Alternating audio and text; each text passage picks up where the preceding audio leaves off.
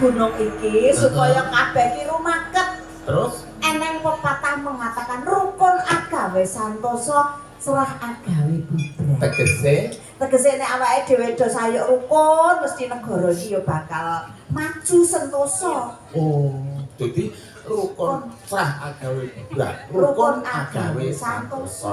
Maune bapakne iki do serah gandeng rukun gek nglairke santosa.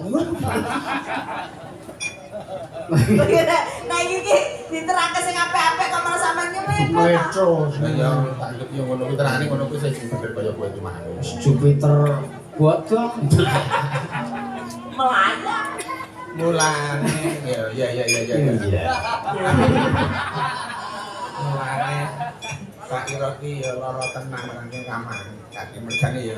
Nggih, monggo ora sih. Gubuk asmara, Mbah. Oke.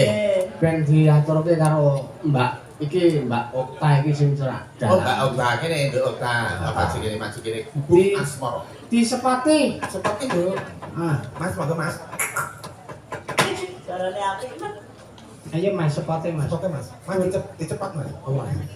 Disepati. Cepet to dispel. Ora sida. Cida ora. Sita ya.